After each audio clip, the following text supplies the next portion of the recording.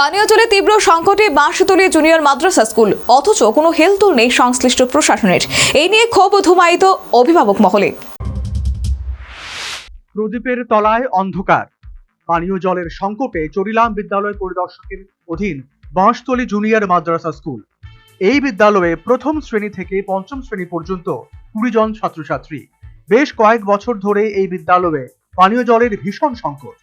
পাড়া প্রতিবেশীদের বাড়ি থেকে জল এনে বিদ্যালয়ের ছাত্রছাত্রীদের জন্য মিড ডে মিলের রান্না করতে হয়, অথচ বিদ্যালয়ের পাশেই পানীয় জলের মেশিন বসেছে, কিন্তু অপারেটর নিয়োগ করা হয়নি, যার ফলে বিদ্যালয়ে জলের ভীষণ সংকট।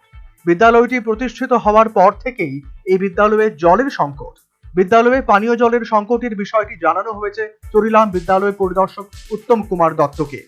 জানানো হয়েছে DWSকেও, কিন্তু এর পরেও বিদ্যালয়ে পানীয় জলের সংকট দূর করতে এগিয়ে আসছে না কেউ, জানালেন বাঁশতলী জুনিয়র মাদ্রাসা স্কুলের টিচার ইনচার্জ আমির হোসেন।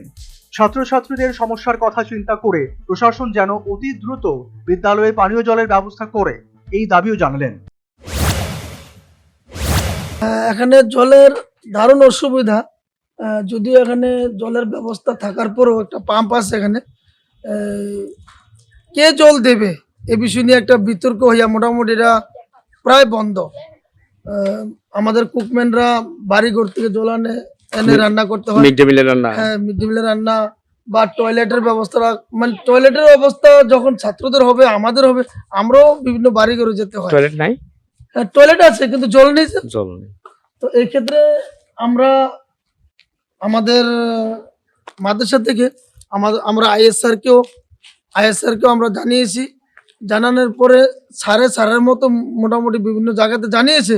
আমরা DWSও জানিয়েছি, কিন্তু এ পর্যন্ত কাজের কাজ কিছু হয় বলে আমার মনে হয় না।